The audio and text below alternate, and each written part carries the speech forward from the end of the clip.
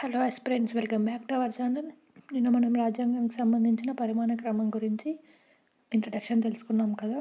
ఈరోజు regulating act 1773 గురించి తెలుసుకుందాం. ఈ రెగ్యులేటింగ్ యాక్ట్ని 1773 మే 18న ఆనాటి ప్రధానమంత్రి అయిన లార్డ్ నార్త్ పార్లమెంటులో ప్రవేశపెట్టాడు.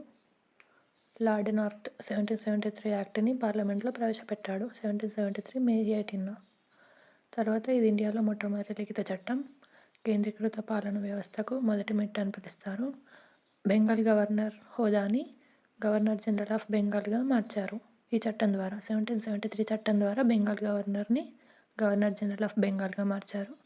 తర్వాత మొదటి గవర్నర్ జనరల్ ఆఫ్ బెంగాల్ను వారన్ హేస్టింగ్. ఈ చట్టం ద్వారానే 1773 రెగ్యులేటింగ్ చట్టం ద్వారా భారతదేశంలో మొట్టమొదటి సుప్రీంకోర్టుని ఏర్పాటు చేశారు. ఇది చాలా ఇంపార్టెంట్. ఇండియాలో మొట్టమొదటి సుప్రీంకోర్టుని ఏర్పాటు చేశారు. అది ఎక్కడ అంటే కలకత్తాలోని పోర్ట్ విలియంలో 1774లో ఏర్పాటు చేశారు. ఒక ప్రధాన న్యాయమూర్తి మరియు 3 సాధారణ న్యాయమూర్తులతో ఏర్పాటు చేశారు. దెన్ మొట్టమొదటి ప్రధాన న్యాయమూర్తి సర్ ఎలిజా ఇంఫే.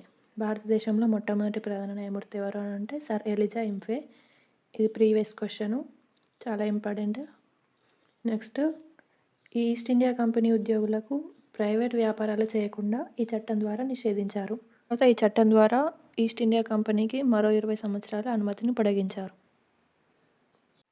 ఇది ఫ్రెండ్స్ రెగ్యులేటింగ్ యాక్ట్కి సంబంధించింది. తర్వాత పిట్స్ ఇండియా యాక్ట్ గురించి తెలుసుకుందాం. ఎక్స్ప్లెనేషన్ నచ్చినట్టయితే. ఇది ఫ్రెండ్స్ రెగ్యులేటింగ్ యాక్ట్కి సంబంధించి. నెక్స్ట్ వీడియోలో పిట్స్ ఇండియా యాక్ట్ గురించి తెలుసుకుందాం.